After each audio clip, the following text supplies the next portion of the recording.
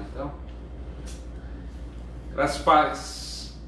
Boa noite, estamos começando mais um Está Escrito e a nossa alegria é poder compartilhar com você aqui a palavra do Senhor. Então, mais uma noite, Pastor Ricardo, estamos juntos mais uma vez, compartilhar aí das Escrituras. Graças a Deus, meus irmãos.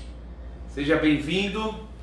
A nossa oração é que esse tempo seja um tempo de crescimento, de edificação, de compartilhar. Por isso, marca um amigo, mergulhar em mais um tema patriarcas. Estamos aqui fazendo uma maratona grande. Quase terminando a temporada, né? Como os meninos intitularam aí a temporada. Daqui a pouco a gente termina essa temporada. A paz para todos, Deus abençoe.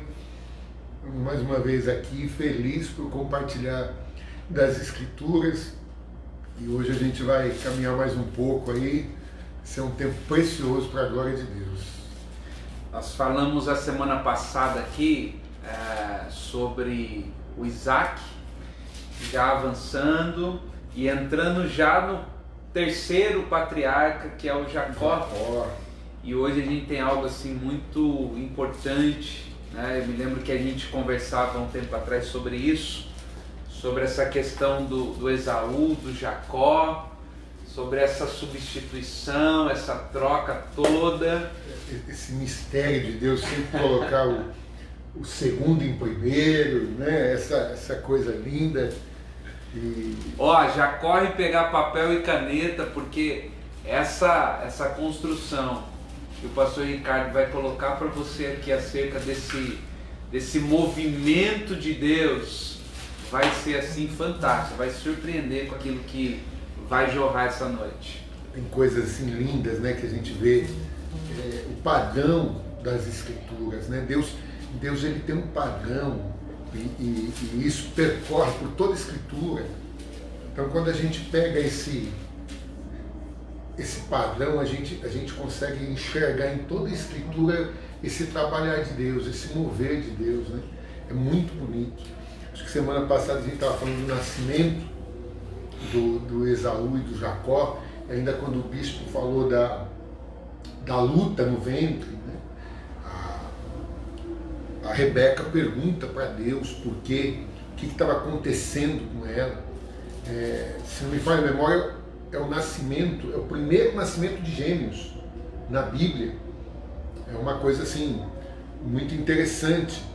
E Deus fala para ela sobre o bispo até comentou do menor, o maior vai servir o menor.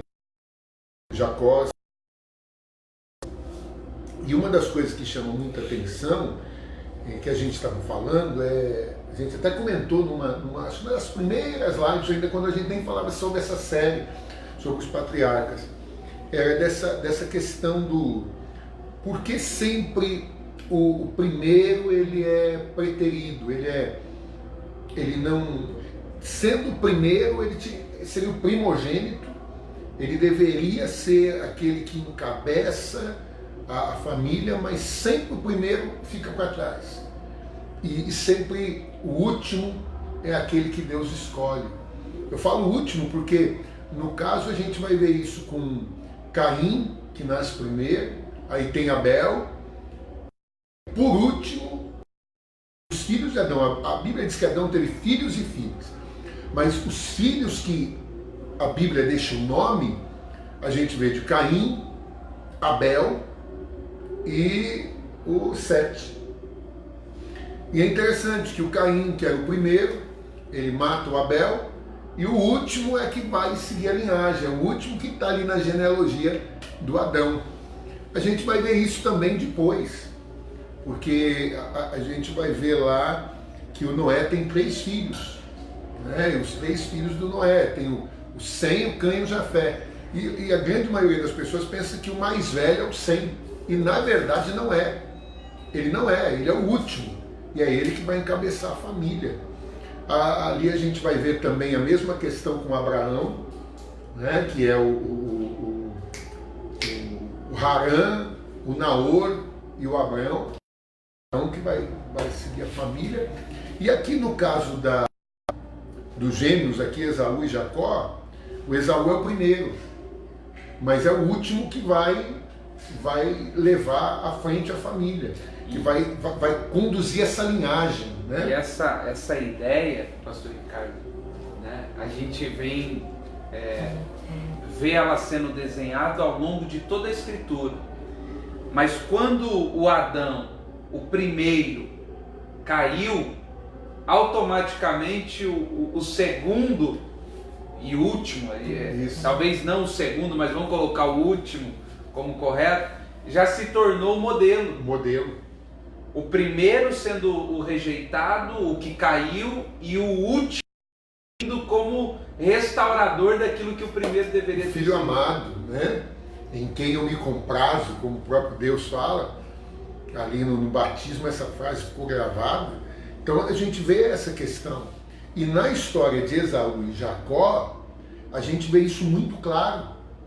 A gente vê isso de uma forma muito clara, muito clara.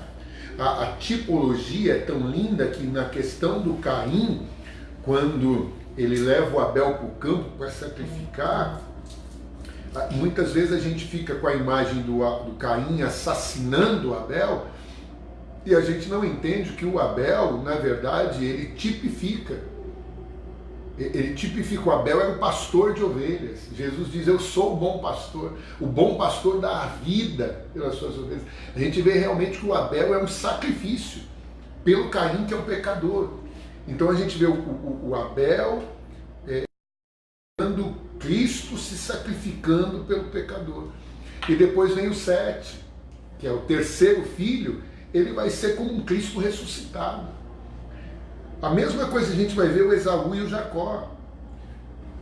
É muito interessante isso, porque quando a gente faz a leitura aqui do nascimento desses dois filhos aqui, é muito interessante que aqui vai dizer assim, ó. Deixa eu pegar aqui. 25, 24. Aqui, ó.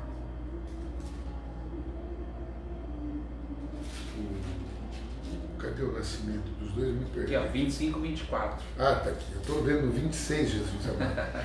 Então, a gente vai ver aqui, ó, que ela tem gêmeos. E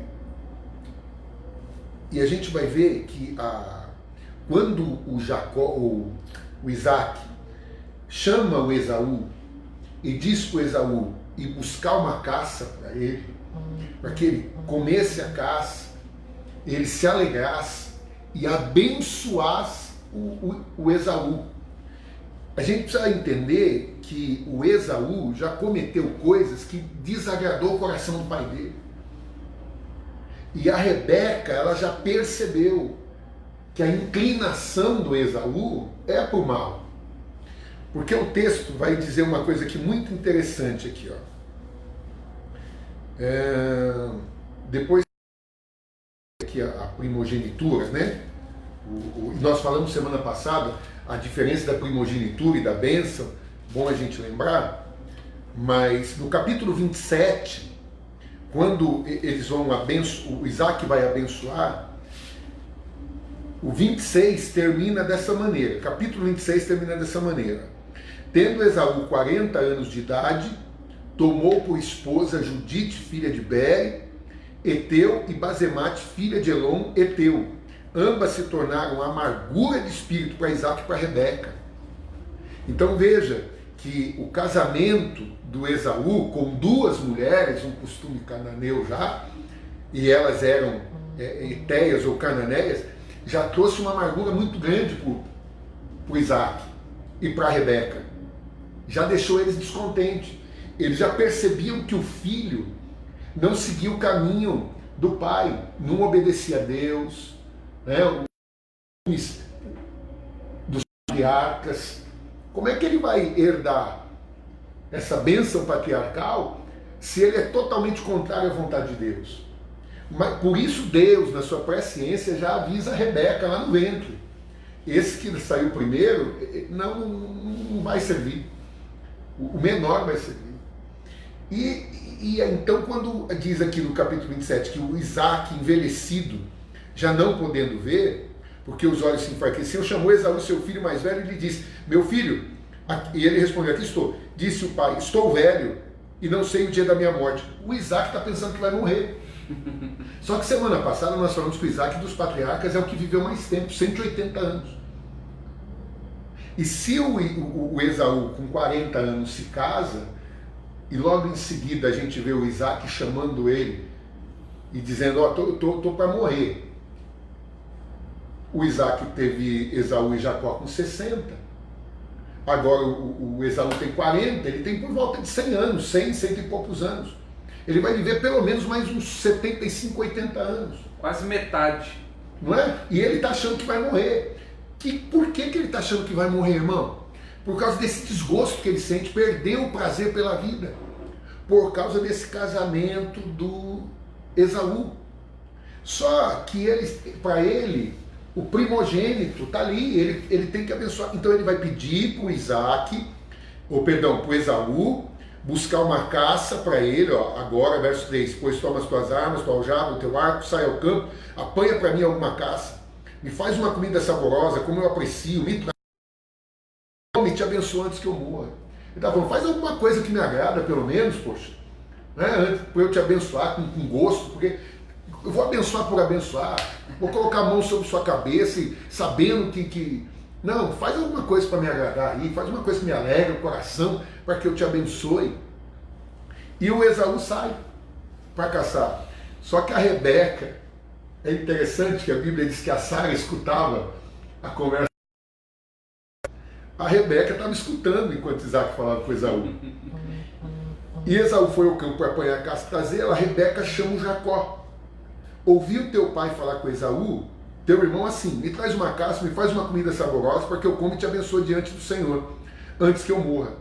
Agora, pois, meu filho, atende as minhas palavras como te ordeno. Vai ao rebanho, me traz 2 bons cabritos. Bispo, será que o Isaac conseguia comer 2 cabritos? Isso me chama a atenção. Será que o Isaac tinha cabritos? Aqui, meu irmão, você já vê uma coisa interessante. Por que 2 cabritos?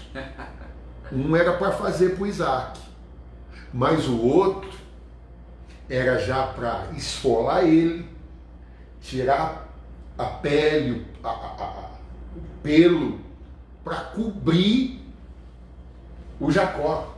A Rebeca já tinha tudo pensado. Traz 2 cabritos. Um eu vou matar.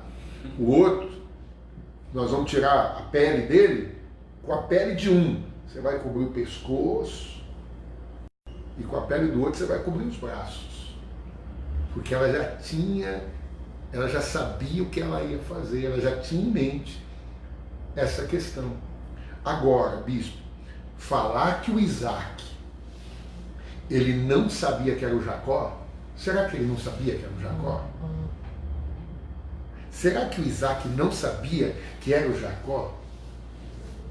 Só por causa daquela pele? Só. Isso me chama atenção. E é uma coisa que, como o senhor falou, Isaac estava praticamente um pouco mais do meio da vida. Não era aquela debilidade da idade, não tá... Achar que ele está para morrer. Porque muitas pessoas quando leem acham, o Isaac estava perto da morte. Mas quando a gente lê que ele morre com 180 anos, é como o bispo falou, ele está na metade da vida. E está tendo ali possibilidade para reconhecer normalmente. Né? Talvez passando um período de desgosto, e aqui a gente abre um leque, eu gosto assim de entender as coisas dessa forma, que o desgosto muitas vezes pode tirar o nosso prazer da vida e mudar a nossa maneira de enxergar as coisas. Tem muitos pastores desgostosos que está enxergando o rebanho de maneira diferente. Olha que interessante isso que o bispo falou, irmão, pega isso daí. O bispo disse, o desgosto da vida faz com que a gente enxergue de forma diferente. Olha o que o texto está dizendo aqui, ó. Tendo-se envelhecido Isaac, já não podendo ver, porque os seus olhos se enfraqueciam. Os seus olhos se enfraqueciam, não podendo ver. Será que ele não estava vendo as coisas de uma forma diferente por causa desse desgosto que o Esaú tinha provocado? Que a gente acabou de ler, o término do capítulo 26. a maneira como ele estava se comportando, casamento duplo, e a gente viu na live passada que Isaac é o único que tem um casamento. Sim. Ou seja, não é o modelo que eu passo, não é aquilo que eu vivo. E aí, de repente, dentro da minha casa, um filho começa a reproduzir aquilo que eu não ensinei, o desgosto se instala. E ainda é interessante que o Abraão manda buscar uma esposa, a Rebeca, de alguém que é da mesma família. Preservando isso, Abraão diz: jamais que eu quero que meu filho case com uma das cananeias. Elas cultuam deuses estranhos, eles têm práticas abomináveis diante do Senhor. Ele é um patriarca, o patriarca é um sacerdote, irmão. Ele tem compromisso com Deus. Agora o Isaac, que o próprio Deus vai falar para ele no capítulo 26, anda como teu pai obedeceu os meus mandamentos, os meus estatutos, as minhas leis. O Isaac, ele é esse patriarca, ele é o sacerdote. Agora o filho dele, o primogênito, quem ele está acreditando que vai carregar esse bastão patriarcal, sacerdotal, ele está vendo se casar com mulheres estrangeiras. É o que o bispo falou: não é isso que eu te ensinei, meu filho. E ele vai tipificar essa pessoa que tem esse relacionamento duplo. O Esaú vai de fato encarnar essa pessoa que ele tem dois relacionamentos. Aquela pessoa, ele até está na igreja, ele tem um relacionamento com a igreja, mas ele tem um relacionamento comum também. Ele tem essas duas esposas. E esse duplo relacionamento acaba desagradando o pai não concorda com isso. E aí o Isaac tenta fazer alguma coisa para ver se, né? Vai lá buscar uma caça para mim. E essa ideia é um outro ponto que a gente precisa abordar, que o pai sempre dá oportunidade para o filho poder agradá-lo. Veja, por mais atitude errada que ele fez, agora ele dá uma palavra específica, dizendo: vá fazer o que você sabe fazer. Se pelo menos aquilo que você sabe, você consegue me agradar, porque nas outras você está conseguindo. E isso chama a nossa atenção. Porque quando o Senhor disse assim: olha, faça alguma coisa para que eu possa te abençoar de bom gosto, sabe, para que esse sentimento saia do meu coração e eu tenha bom gosto. Restabelecer o nosso relacionamento. Exato. As pessoas às vezes não entendem. Fala: meu filho, busca uma caça, põe aqui para mim, vamos sentar aqui para gente, eu comer junto com você. Eu ouvi algo há muitos anos atrás e eu gravei pro resto da minha vida, uma coisa que mudou praticamente a ideia de eu pensar. Eu aprendi assim: não existe perdão de mãos vazias. Tremendo. A gente aprendeu a pedir perdão. Ô pastor, me perdoa, eu fiz isso. Mas não existe perdão de mão vazia.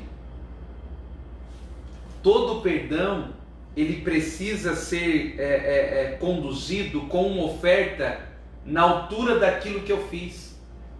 Porque a ideia é que a oferta preencha o vazio que a situação causou. Eu penso que a palavra, se você me perdoa, por isso que a gente vai entender por que Deus amou o mundo de tal maneira que deu o seu filho. Porque o filho dele era o único capaz de preencher o vazio que não tinha deixado, não tinha outro. Ele teve que dar. Ou seja, o perdão não foi uma palavra de Deus, o perdão foi uma oferta. Eu gosto muito daquele versículo que diz que Deus em Cristo reconciliou o mundo consigo, né? É profundo, e é nisso daí, essa entrega. No Velho Testamento a gente vê isso. Sempre que o homem pecava, ele ia se apresentar diante de Deus como uma oferta. É verdade, é profundo. E isso nós precisamos trazer para os nossos relacionamentos. Imagina, a gente comete algum erro e aí, puxa vida, eu cometi um erro, eu preciso pedir perdão para o meu irmão. Puxa, vai pedir perdão para o seu irmão? Eu sei que às vezes é imensurável. O estrago, é imensurável a situação, mas eu preciso que a minha oferta corresponda à situação que eu gerei. Eu preciso trazer essa oferta à altura. E muitas vezes eu vou lá só com a minha palavra. O pastor, me perdoa. O irmão, me perdoa. Não. Deus perdoou e deu uma oferta. Essa visão de Deus era para o homem dar uma oferta. Sim. Então Deus está ensinando para o homem como que é a questão da reconciliação. E é lindo que quando o bispo está falando isso, eu estou pensando aqui no Isaac, quando o Abimeleque expulsa ele das terras de Abimeleque, Sim. da terra dos filisteus, ele vai habitar no Vale de Gerar, e aí ele é abençoado por Deus. O Abimeleque vai lá fazer paz, mas não levou nada. Então o Isaac faz o banquete. Eu imagino que o Isaac está fazendo justamente isso que o bispo falou. Vou te ensinar como é que a gente se reconcilia. Sim. Certo? Então a gente precisa sentar aqui na mesa, a oferta está aqui, geralmente está aqui, ó, pra gente aqui, vamos comer.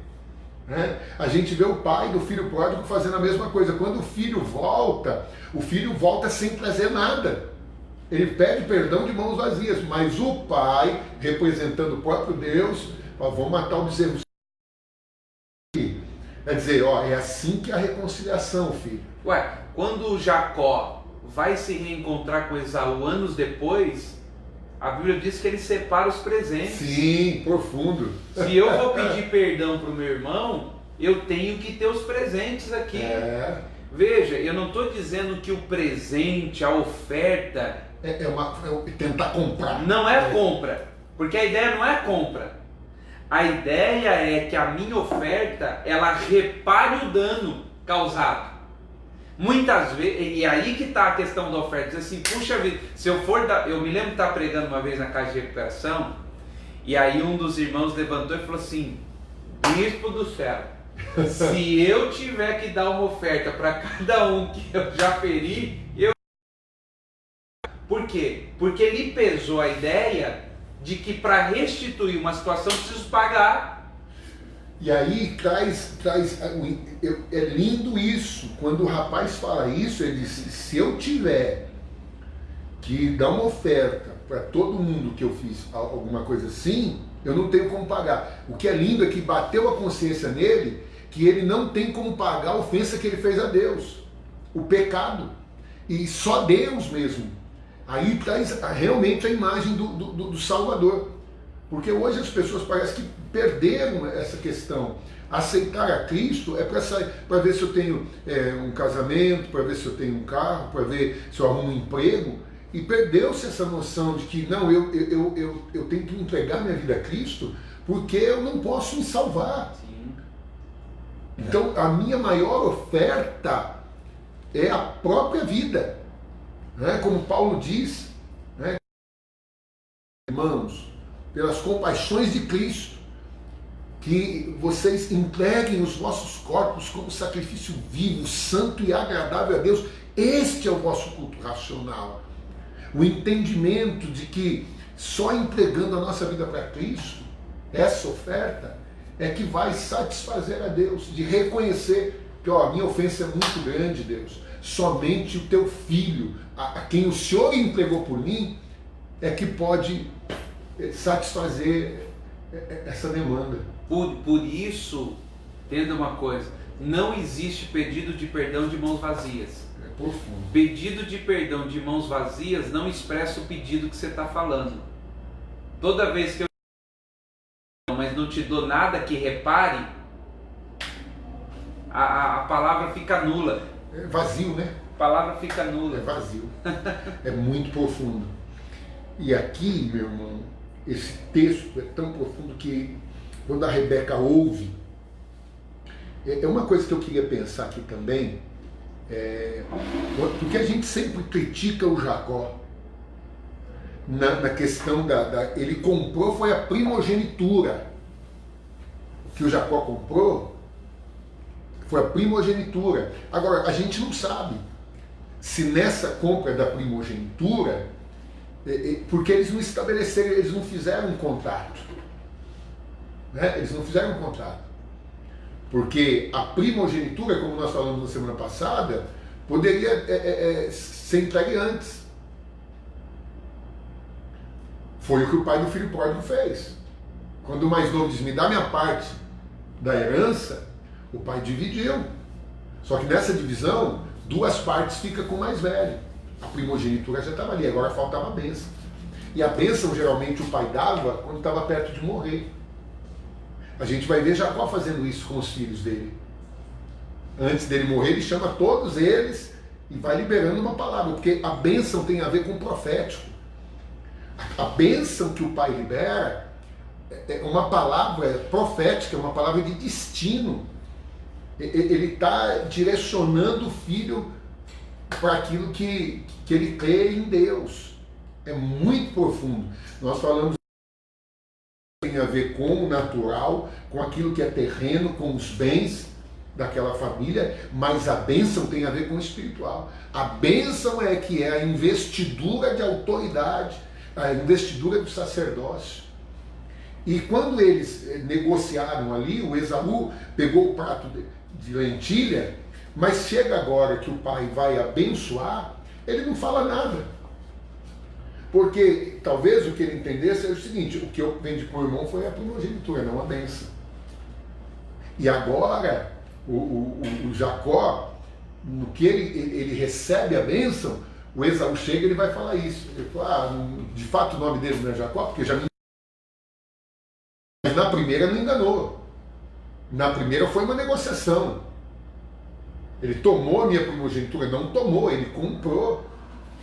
Vê que o Esaú é aquele camarada do que eu vou levar vantagem em tudo. Eu já vendi, mas se eu tiver como tomar de volta, eu tomo. Se a gente for colocar os fatos na mesa, na verdade quem acaba sendo o enganador de fato é o Esaú. É o Esaú. Não é? Meu pai vendia a primogenitura para o meu irmão. Não é? Mas não, ele não fala nada. E veja que o Jacó, ele tem temor, ele tem medo. Veja que a Rebeca diz para ele, ó, verso 7, traz e caça,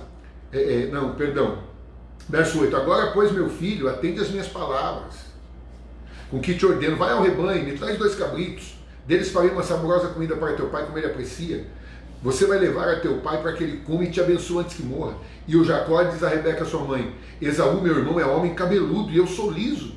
Dar-se ao caso de meu pai me apalpar, eu passarei a seus olhos por um zombador. Assim trarei sobre mim maldição e não bênção. Veja que ele tem um temor. A minha versão diz aqui, ó, eu serei aos teus olhos enganador. Tá vendo como ele tem um temor? Olha que versão profunda. Eu serei aos olhos do meu pai como um enganador. Ele não quer enganar o pai. Mas o que a mãe vai dizer? Verso 13. Respondeu-lhe a mãe, caia sobre mim essa maldição, meu filho. Atende somente o que eu digo, vai e me traz. A questão é, a Rebeca recebeu uma palavra de Deus, mas ela precisava fazer isso? Será que Deus não é suficiente para cumprir aquilo que ele prometeu? E a palavra que saiu da boca da Rebeca, caia sobre mim essa maldição, realmente vai acontecer.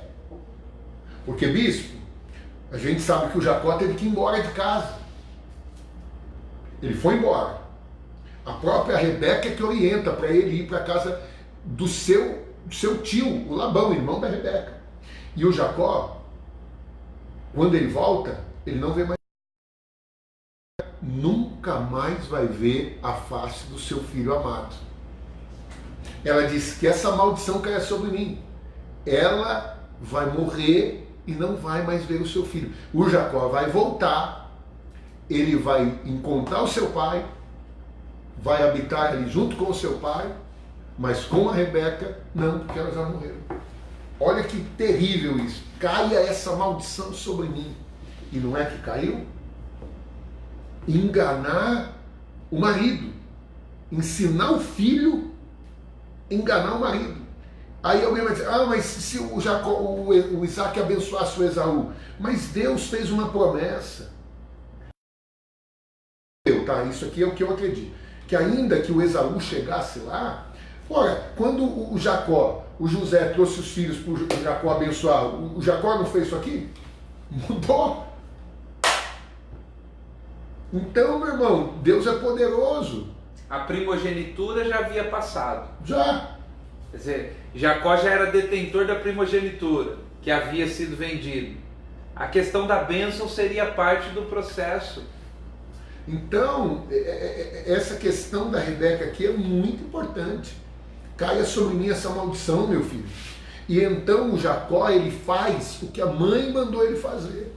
Veja que ali, como o bispo citou, ele diz, Sim. olha, eu vou passar como enganador se meu pai descobrir um negócio desse. Ele tem temor. A gente está aqui desconstruindo uma imagem de um Jacó completamente dissimulado, aquela coisa toda.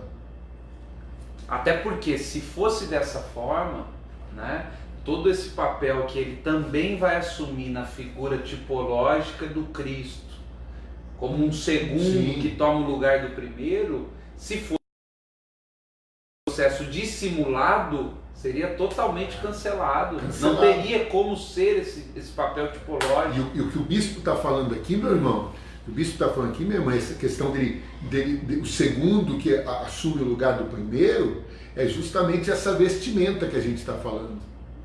Porque a Rebeca, ele foi, verso 14, tomou os cabritos, trouxe a sua mãe, fez uma saborosa comida como o pai dele apreciava, depois tomou Rebeca a melhor roupa de Esaú, seu filho,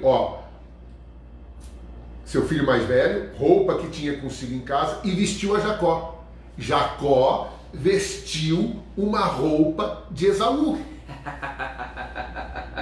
Jacó, ele chega diante do pai, ele veste uma roupa de Esaú. Aqui, e com a pele dos cabritos cobriu-lhe as mãos e a lisura do pescoço. Então, veja que aquela pele do cabrito, que era para que o Jacó apalpasse e sentisse como se fosse o pelo de Esaú, mas o Jacó vestiu uma roupa de Esaú. Interessante, bispo, às vezes as pessoas leem e não conseguem perceber. Se era apenas para enganar o pai, ele podia ir com a roupa dele e cobria-se com a pele dos cabritos. Sim. Acabou, estava assim. Era necessário ele vestir a roupa de Esaú, seu irmão mais velho. Era importante. Assim como Cristo vai vestir a roupa do Adão. E aí a gente vai deixar um pouco aí para o pessoal pensar nisso. Porque essa é a ideia. É por isso que a gente está tentando colocar aqui para você que se essa construção que sempre fizeram do Jacó é fato, o dissimulado, o cara que roubou, ele nunca poderia fazer um papel tipológico, que é o papel importante de Jacó, substituindo o lugar do primeiro. O Cristo, que tendo a forma de Deus, não usurpou ser igual a Deus, antes se esvaziou, vestindo a roupa do Adão. E perceba que ele não só toma a forma de homem, como ele também veste uma segunda roupa, que é a do carneiro. São duas peles que ele veste. Então quando eu olho para Cristo, eu tenho a primeira roupa do Esaú, que ele precisava vestir, ele precisava ser semelhante a mim. E a ovelha. E a ovelha que seria sacrificada. São duas roupas, porque acaba, como o senhor falou, não tinha necessidade de colocar uma roupa. A roupa de Esaú? Não tinha, mas colocou a roupa. O pelo do animal é a segunda roupa, não é a primeira. A primeira é aquela do Esaú. É humilhando-se até a morte. Né? Humilhou-se até a morte. Então isso aqui é muito importante, você vê que o segundo vai assumir o lugar do primeiro. E isso é um padrão, você vai pegar na Bíblia. Por quê? Porque sempre o primeiro é preterido? Porque vai tipificar o Adão que caiu e o salário do pecado é a morte. O homem está destituído da glória de Deus, mas vem o segundo para redimir o primeiro. Então Cristo vem para redimir a humanidade, aonde o pecado entrou por um homem, veio a salvação, que é Cristo. Isso é muito maravilhoso. Isso é maravilhoso demais. E o Jacó vai vestir ali a roupa, vai levar para o pai. E quando eu faço uma pergunta aqui, eu digo assim, será que o Isaac não sabia que era o Jacó? Será mesmo que ele não sabia? Porque ele vai dizer aqui no verso 18, vai falar no verso 18. Jacó foi a seu pai e disse, meu pai. E ele respondeu, fala, quem és tu, meu filho? Respondeu Jacó a seu pai, sou Esaú, teu primogênito. Esaú era o primogênito. fiz o que me ordenaste. Levanta-te, pois, assenta-te, come da minha caça para que me abençoes. E disse Isaque a seu filho: como é isso que pudeste achar tão depressa, meu filho? Ele respondeu: porque o Senhor teu Deus a mandou ao meu encontro. O Senhor teu Deus me mandou ao teu encontro. Então disse Isaque a Jacó: chega-te aqui para que eu te apalpe, meu filho, veja se és meu filho Esaú ou não. Que dúvida é essa? O Isaque conversou com Esaú, falou para o Esaú ir buscar a caça, e ele não teve dúvida nenhuma. O Esaú conversou com ele e ele não teve dúvida nenhuma. Agora o Jacó chegou dizendo: sou eu, Esaú, teu primogênito. A primeira dúvida do Isaque: como é que você achou essa caça tão rápida? Agora, o segredo está na resposta do Jacó. O Senhor teu Deus me trouxe ao meu encontro.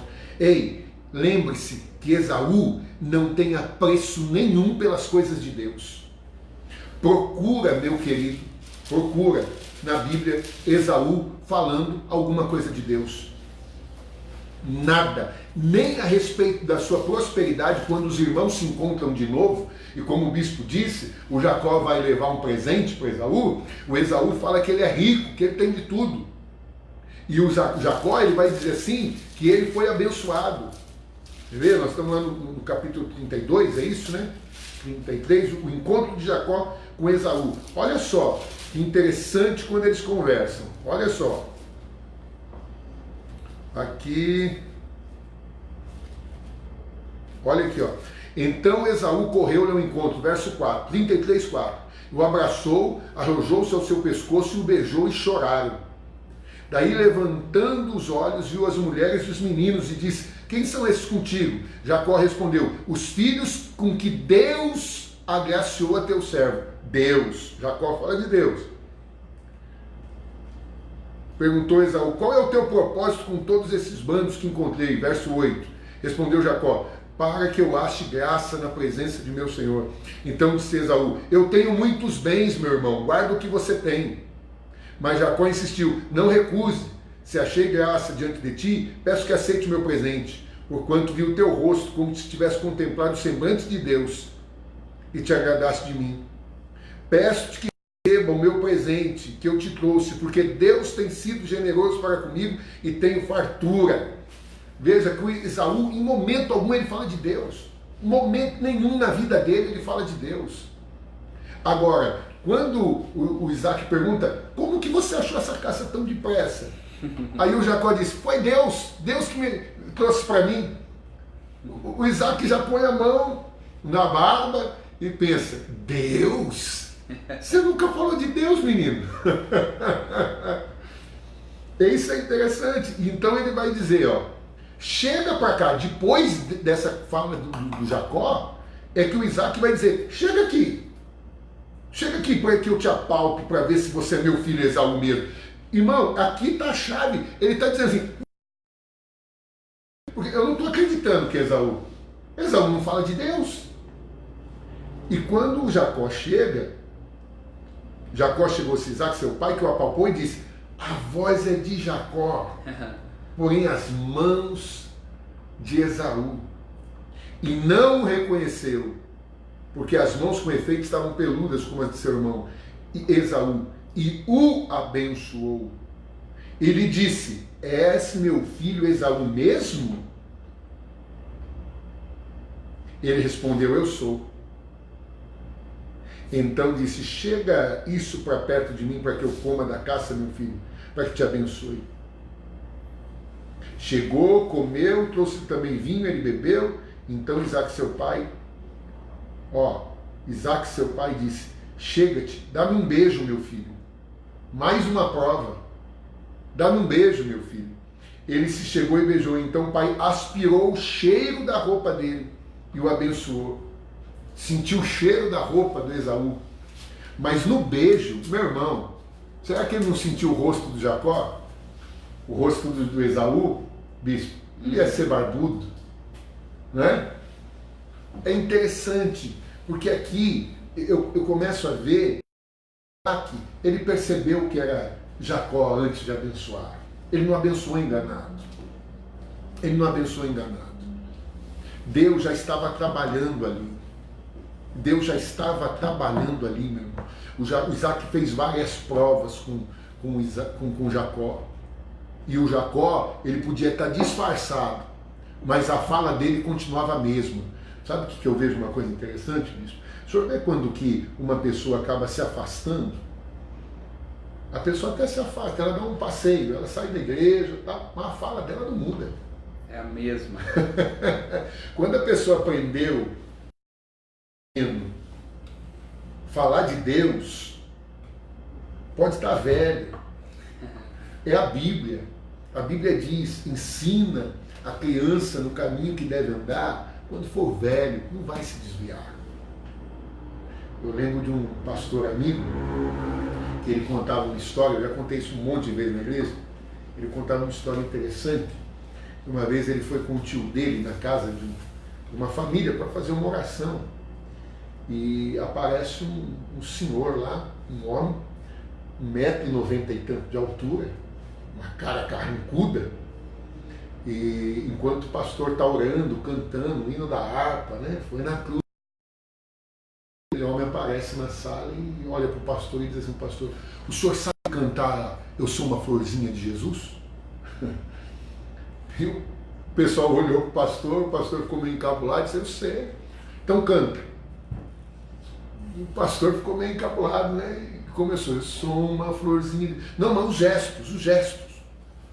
E o pastor começou a fazer e o povo segurando para não dar risada.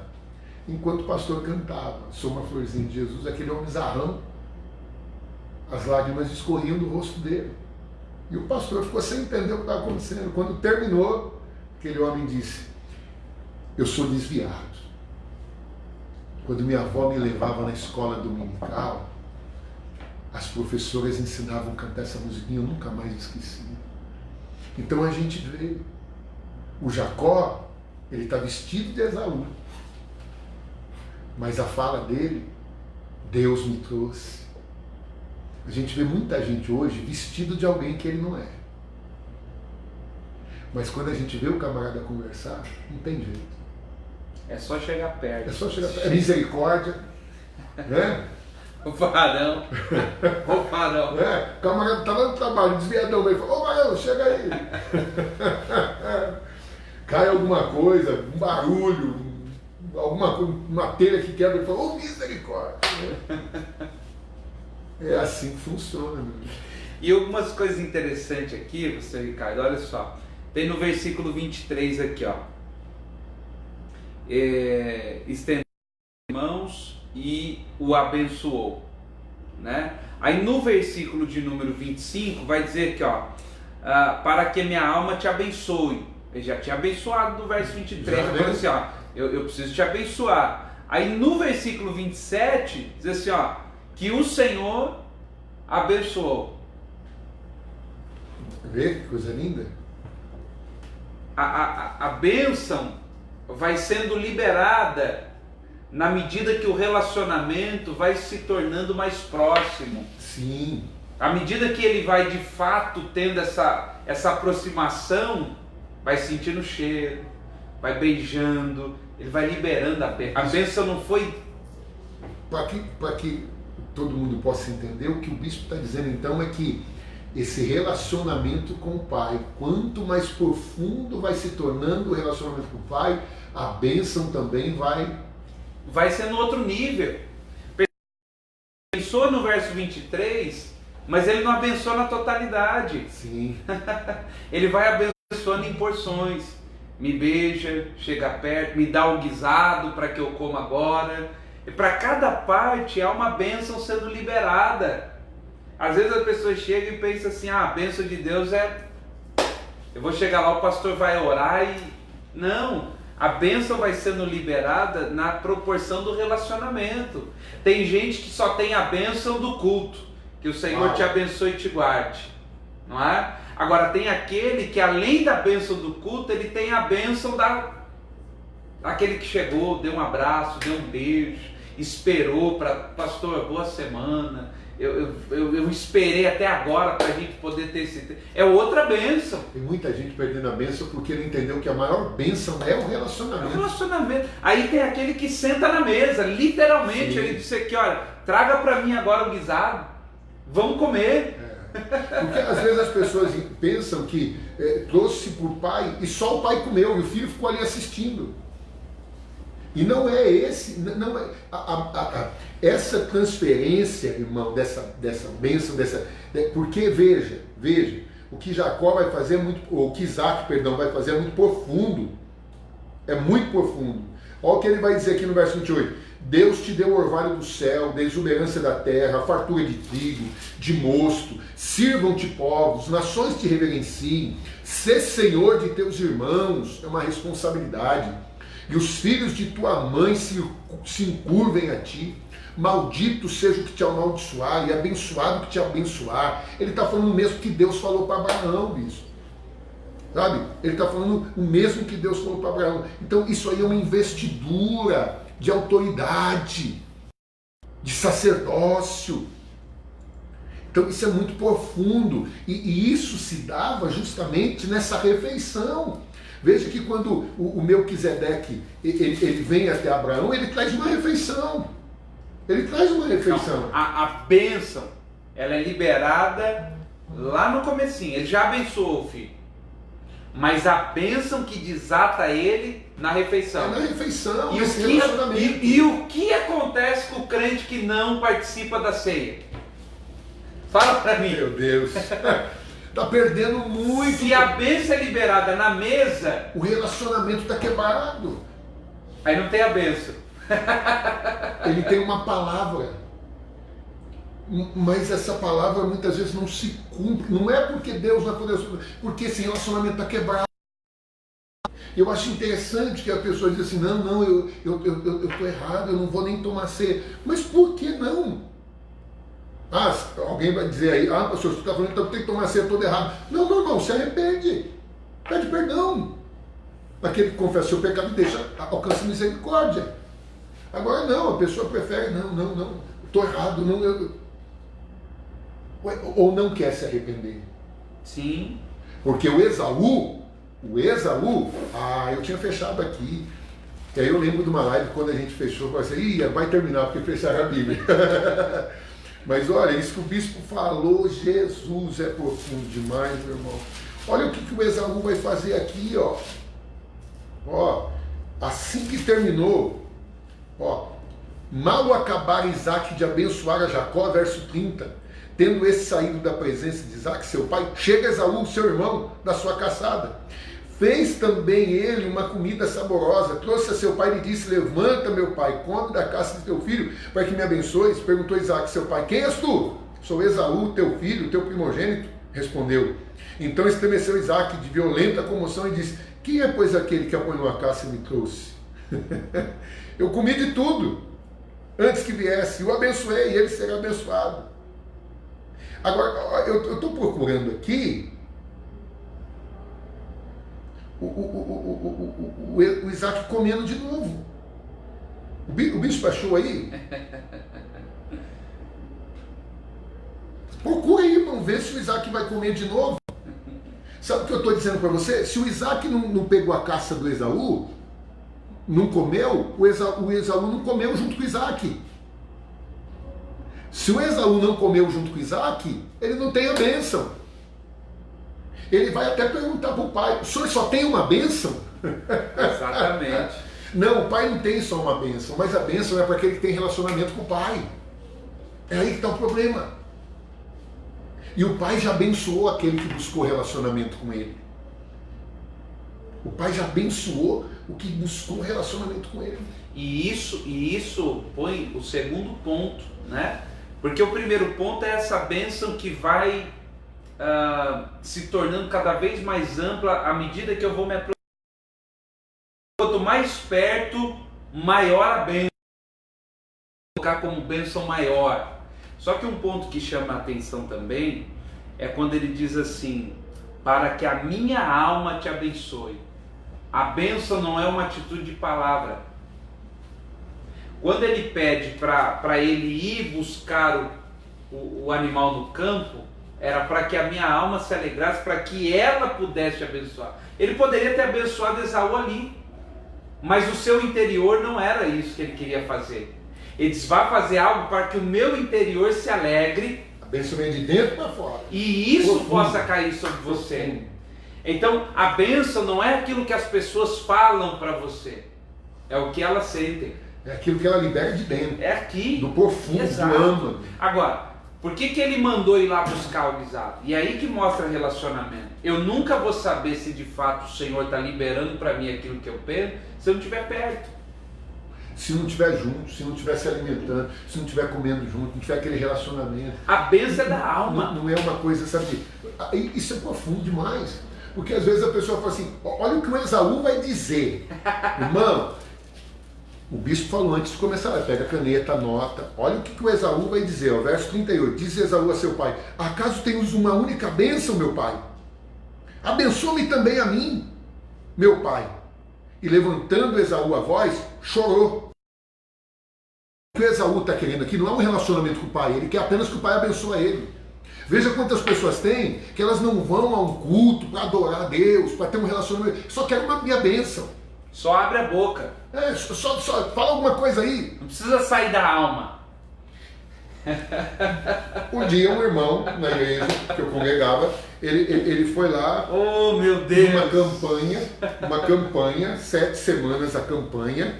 Não estou falando nada mal de campanha, não entendo o que eu vou falar. Mas você quer ver na campanha, fica tranquilo.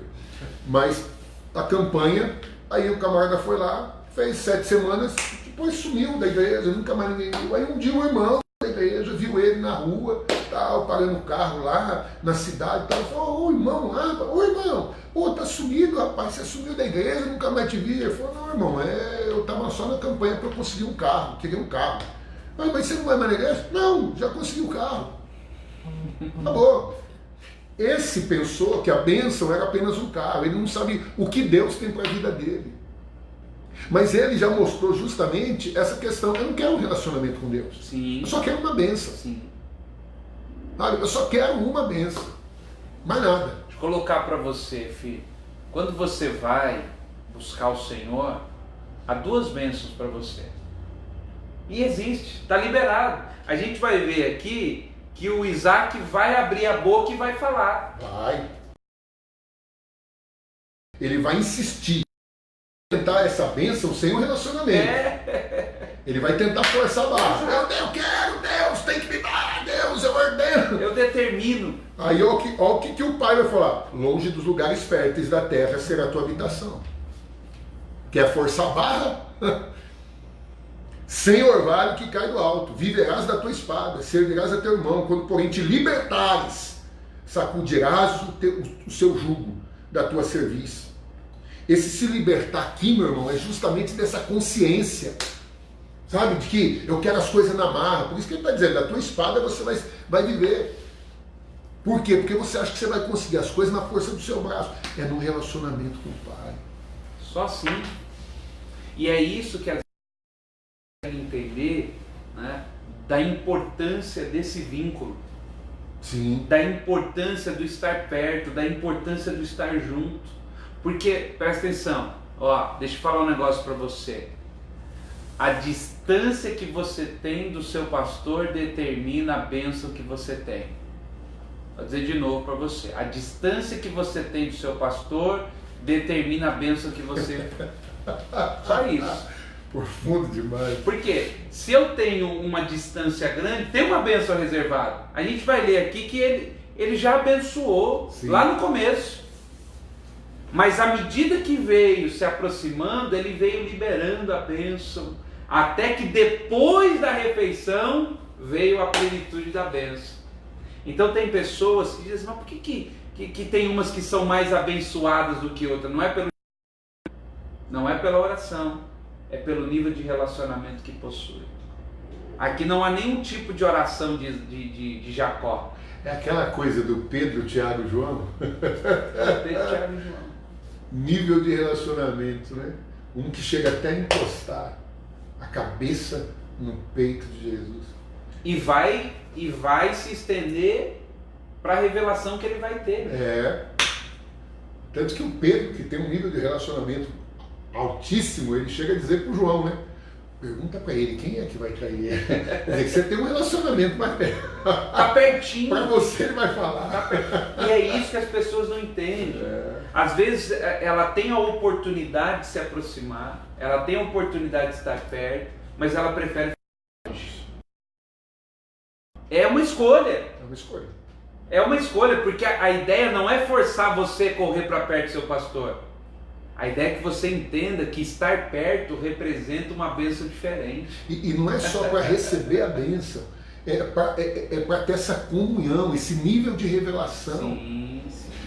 Sabe que um dia eu estava pregando lá no nosso amigo, lá no pastor Arsênio, que era até um culto de manhã, foi alguma coisa, foi com a liderança, vou lembrar desse dia, agora eu estou lembrando, com a liderança. E o Arsênio tem uma graça de Deus, que às vezes a gente está pregando algo, e ele consegue pegar aquilo e sabe, e extrair mais profundo. Eu estava falando sobre o Salmo 133, né, que é a bênção. Né, o óleo que desce pela cabeça, escorre pela barba e vai até a orla dos vestidos. E eu não vou lembrar o que eu ministrei, o que eu falei naquele dia, mas eu lembro perfeitamente o que o Arsênio falou logo depois que ele pegou o microfone. Ele falou justamente dessa questão que o bispo está falando, dessa proximidade. Ele falou, irmãos, veja o nível de relacionamento. O cabeça da igreja é Cristo. E ele constituiu o líder, o pastor, o bispo, a pessoa que está ali liderando, né, o sacerdote, o mentor espiritual ali daquele momento, que está ali na igreja, como cabeça ali. Aí ele fala assim, aí você vê que o óleo chegou mais perto, mais rápido, na barba. Então, quem está aqui, ó, a barba está ligada no cabeça. E vou só colocar, é aquele que está mais perto da boca. Mais perto da boca, a barba aqui. Né? O Arsênio, mas foi tão brilhante que ele falou, a barba está aqui, ó, pertinho, está ligada na cabeça. Agora, tem um outro nível, que é a orla dos vestidos, mas está lá embaixo. Demora mais para chegar lá. Chega. É isso, chega. Demora mais. Demora. Né? Agora, o que está aqui, rapaz, aí fala assim, poxa, por que ele recebe tudo? Por que passa para ele? Por que fala para ele? Porque está mais perto. Está mais perto. O camarada fala assim, pastor, eu quero estar junto com você, mas no culto da semana o camarada está em casa. Aí você pega uma pessoa que está lá no culto, lá, e aí você abre o culto, o rapaz tem uma boa palavra, você descobre, porque está perto. Aí depois, a oportunidade primeira para ele. Não é que primeira para ele, é que ele está disponível, está perto, está presente, está se relacionando, está falando a mesma coisa, a mesma língua, a mesma linguagem. Então isso aí é preciso ter esse discernimento para descobrir. Não ficar nesse mimimi, gosta mais desse ou gosta mais daquele. O apóstolo Luiz Hermínio fala uma coisa muito profunda. Ele diz assim que Deus não tem filhos prediletos. Deus não tem filhos prediletos. Mas tem filhos que se aproximam mais de Deus. Né? Filhos que têm Deus como predileção. Então a esses são mais chegados. É mais ou menos isso, eu não vou lembrar perfeitamente. Sei que ele fala de uma questão de um relacionamento muito profundo, e ele fala isso daí. É muito profundo. Irmãos, isso que nós estamos falando nessa noite aqui, a live vai ficar aí, ó. Depois você entra lá no canal do YouTube, você pega devagarzinho lá, você vê. Eu não sei, de repente, aonde você congrega, de repente tem até algum pastor assistindo, ou um membro. Cara, vai lá, cola no teu líder, sabe?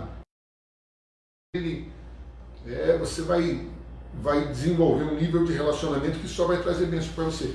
Sempre foi assim. Davi Sasser, numa canção, no tempo acho que é do Toque no Altar, acho que era Toque no Altar que chamava ainda, depois mudou, trazendo a arca, tá? Mas eu acho que era Toque no Altar. Ele tinha uma canção linda, e toda vez que cantava aquela canção na igreja eu ficava pensando naquela frase.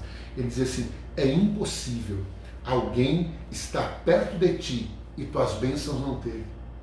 Veja, ele estava dizendo, eu não quero só tuas bênçãos. Para receber tuas bênçãos, basta estar perto de ti. E é uma grande verdade. Está perto de Deus, é impossível estar perto dele e não ter Sim. A história bíblica sempre vai mostrar isso. É um Josué perto de Moisés que herda o manto. É o Eliseu perto de Elias que herda o manto. E é interessante porque a palavra de Eliseu para Elias é: eu quero a porção dobrada. A porção dobrada é o que o senhor estava explicando aqui. É primogenitura. Ele está dizendo, ó, tá vendo todos aqueles profetas do outro lado do rio? Eles têm direito. São filhos também. Mas eu sou o primogênito. Comigo é diferente. Eu tô perto. E ó, que um monte de gente tentou impedir. Você sabe que hoje teu Senhor vai ser tomado de ti, né? E ele dizia o quê? Calai-vos. Num bom português, né? Calem a boca. E o que tem de gente que tenta tirar isso, a pessoa do lado do seu líder, sim. O que tem de gente que tenta tirar, porque sabe. Eles sabiam, ele vai ficar perto, Elias vai subir, vai ficar com ele. O próprio Elias tenta tirar o Eliseu. Tenta. Pessoal, fica aqui. Porque o líder tem que provar, né? Onde está o coração do... Ó, fica aqui. Ele diz, tão certo como vive o Senhor. Ou tão certo como vive tua alma. Uma coisa assim que ele diz que eu não te deixo. Esse é o momento que separa a bênção da orla com a bênção da barra. É tremendo. Todos os outros profetas receberam da unção, eles estavam do outro lado do rio. Sim. Mas o Eliseu recebeu ali, na hora. É muito profundo. Elias sobe, a capa desce, não tem disputa, não tem briga. Bispo, eu estou lembrando de uma coisa aqui, irmão do céu. Lembra quando Elias está desanimadão? Que Elias pega o caminho do deserto e deita debaixo do zimbro? Ele tem um moço antes de Eliseu. E ele diz para o moço ir embora. Vai e nunca mais volta. Pode ir embora. E o moço, cansado, desanimado, o Elias disse, vai embora. O cara foi. Aí Deus falou assim, agora você vai ungir Eliseu profeta no seu lugar. Mas antes do Eliseu receber o manto do Elias, o bispo tem um livro, o Manto do Discipulado, se você não tem eu te aconselho, eu tenho lá em casa 2, por falta de um. Antes do Eliseu receber o manto, o Elias faz isso com ele, vai embora, não foi uma vez só. Vai embora, fica aqui. Não, eu vou com você. Fica aqui. Não, eu vou com você. Fica, eu vou com você. E o povo está dizendo, rapaz, você vai ficar andando atrás desse cara, esse cara vai sumir. Esse cara, hoje acaba o ministério dele. Você vai ficar fazendo o que atrás dele? É profundo isso, meu irmão. Olha, a gente falando de relacionamento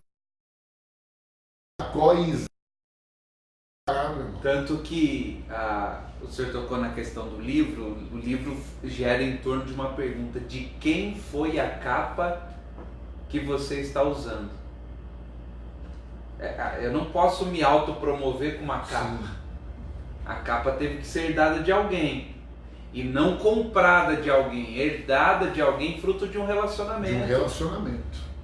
A capa que Eliseu usou é a mesma capa que Elias. Não foi roubada, não foi saqueada, não foi... Isso é maravilhoso. É a capa. Deixou, e tanto que ele diz, ó, quando eu subir, você vai... Se você me vir, quer dizer, continuar ligado, né? Esse é o processo, ó. Tem que viver subindo. Tem muita gente que está esperando para herdar a capa. Uns tentam derrubar. Tem que ver subindo. Profundo demais. Se não ver subindo, não está autorizado a pegar a capa. Uns tentam derrubar. Né? Ué, vamos fazer. Agora, irmão, era só a pessoa parar para pensar. Rapaz, derrubar o líder para pegar a capa dele. Você derrubou o cara, vai pegar a capa de alguém que está derrubado. É ruim, né? Tanto que quando os irmãos de José tramam contra ele, eles pegam a capa de José. Todo mundo tinha inveja daquela capa. Mas quando a capa é herdada dessa forma, não pode usar. Não pode. Não servia para ninguém. Eles têm que ensanguentar, tá toda cheia de sangue e tem que dar para o pai. Agora, bispo, a gente está tentando terminar essa série, que hoje a gente até conversou aqui de começar uma outra, num outro tema muito legal. Mas, bispo, quando falou sobre essa capa do José ensanguentada, a conversa dos irmãos para o Jacó Ah, isso dói no coração. Porque, veja bem, o Jacó, quer queira, quer não, foi amando da mãe, mas ele vestiu uma capa ensanguentada. Aquela pele daquele animal que ele vestiu. Matou um animal para vestir uma capa. E no fim, meu irmão, no fundo, a parte natural da coisa acabou vindo para enganar Isaac. Só que veja bem o que ele faz. Ele vai sair da casa do pai e vai para a casa do Labão. Ele vai chegar na casa do Labão e vai trabalhar 7 anos por causa da Raquel. Só que o tio dele vai colocar Lia na noite de núpcias. E ele já está na festa, o vinho, ele não dormiu com a Lia. Quando ele acorda, ele vai reclamar com o tio. E o tio, que é muito mais esperto que ele, vai falar que o costume é a mais velha casa primeiro. Mas se você trabalha mais 7 anos para mim, cumpre essa semana, porque o costume era. O camarada só podia se deitar com uma outra mulher ou casar com uma outra mulher depois que cumprisse uma semana. Ele vai casar agora, ele vai receber a Raquel por mais 7 anos de trabalho. Então 7 com 7, 14. 14 anos. E depois ele vai passar mais 7 anos, 6, 7 anos na casa do tio, trabalhando. Até o momento que ele diz, ó, está na hora de eu ir embora. O Senhor aparece para ele, diz para ele voltar para a casa do pai dele, como ele tinha feito um voto, né? Ele tinha feito um voto. Se a escada de Jacó, lá, Gênesis 28, se em paz me trazer a casa do meu pai, tal. Então Deus vai cumprir. Chegou a hora de ser embora da casa do seu tio, ele vai.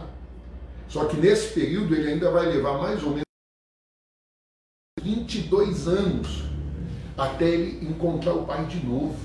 Bispo, o pai sentiu falta dele. O pai sofreu por causa da falta dele. Todo esse tempo. Agora, olha só o que vai acontecer com Jacó. Ele vai ter os filhos dele. E o mais amado é o José. Tanto que ele vai dar aquela túnica. Né? Túnica calada, colorida, manga comprida. Que isso também significa um sacerdócio. Mas, gente, isso aí deixa para outro dia. Mas aí os irmãos vão vender José. Mas vão matar um animal. Capa do Jacó, ou do José, e vão trazer para o pai e falar, ó, reconhece se é teu filho? Como ele chegou diante do Isaac, o Isaac tentando reconhecer o Jacó, ou o Esaú. Vê se reconhece se é teu filho. A retrospectiva, né? O filme, como você falou. E aí o José é da idade de 17 anos. 17 anos, quando começa essa história toda. Ele vai ser vendido como escravo no Egito. Com 30 anos ele começa a ser governador. Então, 17 para quinta, 13. 13 anos. Marca aí, meu irmão. Anos se passaram. Só que tem os primeiros 7 anos de fartura. Passam-se 7 anos de fartura. Então, 13 com 7, 20. E aí o texto vai dizer aqui, ó. Deixa eu ler aqui para não errar, né, a conta, é Gênesis 40, os irmãos de José descem ao Egito. Aqui, ó, verso 42, capítulo 42, melhor dizendo. Sabendo Jacó que havia mantimento no Egito, disse a seus filhos, por que estáis a olhar uns para os outros? Passados 7 anos de abundância, verso 53 do capítulo 41, passados 7 anos de abundância, começaram a vir os 7 anos de fome. No capítulo 42, sabendo Jacó que havia mantimento no Egito, disse a seus filhos, por que estáis a olhar uns para os outros? E os ajuntou, tenho ouvido que há cereais no Egito, descei até lá, comprai-nos deles para que vivamos e não morramos. Então desceram 10 dos irmãos de José para comprar cereal no Egito. A Benjamim, porém, irmão de José, não enviou Jacó na companhia dos irmãos, porque dizia, para que não lhe suceda acaso algum desastre. José... Sei que os irmãos de José vão descer ao Egito. Os 13 anos se passaram. Mais 7. Agora eles descem ao Egito, é a primeira vez, já deu 20 anos. Eles vão uma segunda vez ao Egito.